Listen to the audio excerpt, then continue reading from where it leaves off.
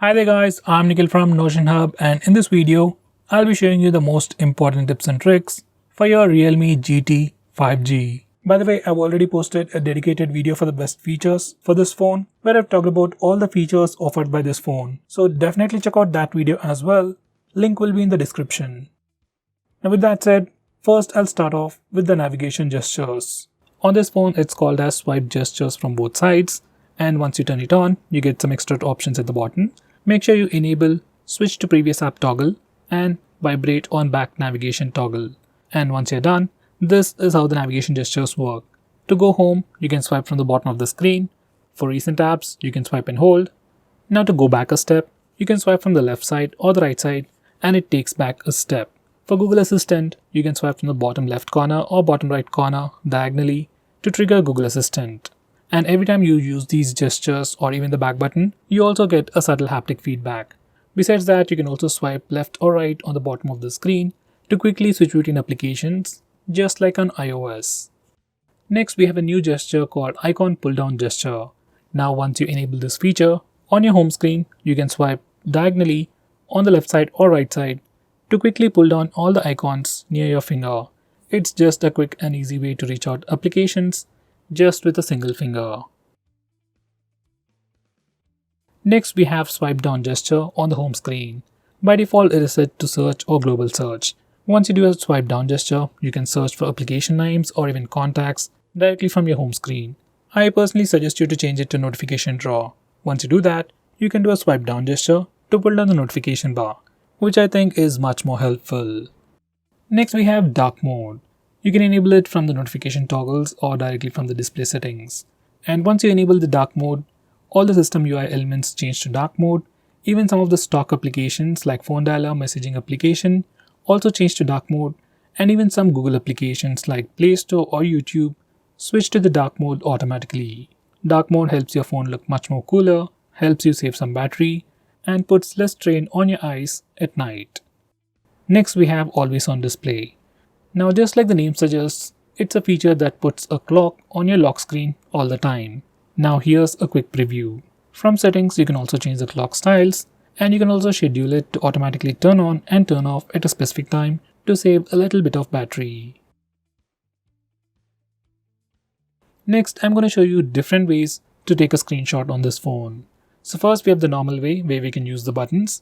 Just press the volume down and power button both at the same time to take a screenshot.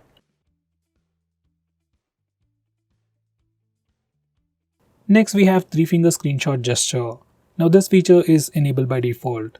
To take a screenshot, you can just swipe down using 3 fingers and your phone will take a screenshot. It's just like pressing the buttons, but instead of pressing the buttons, you just need to swipe down using 3 fingers and your phone will take a screenshot. Personally, this is my favorite way to take a screenshot. Next, I'm going to show you how to take a long screenshot.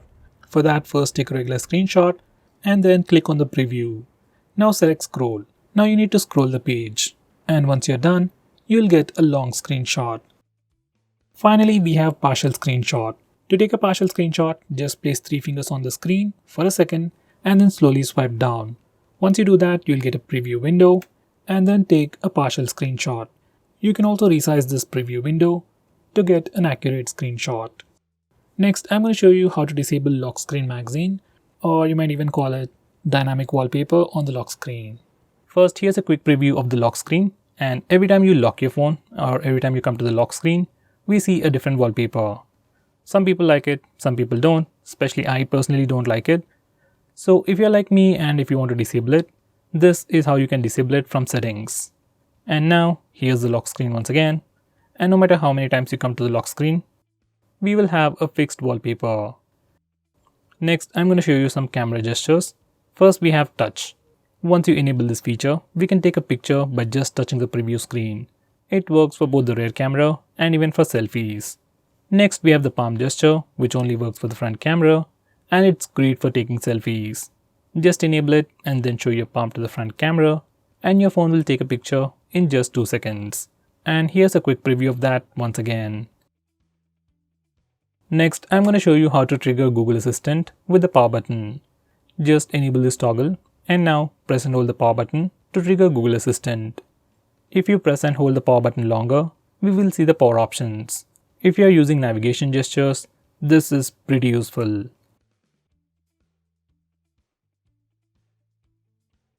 Next, we have some important screen off gestures. We have things like double tap to wake. We can also draw a note to open the camera application. Next, we can draw a V to turn on the flash. We also have more like music controls and custom shortcuts. But most of the time, I just draw V to turn on the flash. And to turn it off, we can press the power button. Next, we have a pretty cool shortcut to start or open split screen mode. This feature is enabled by default. Just make sure this particular toggle is enabled, and if it is enabled, you can just swipe up using 3 fingers to open the current application in a split screen mode. Now this is an Oppo phone, it's not like other phones, so some of the applications will not support this feature. With that said, most of the applications, especially third-party applications, do support split screen mode. Next, I'm going to show you digital well-being. Now this is a feature from Google and you can find it in settings. This feature analyzes your phone's usage and gives you a complete report.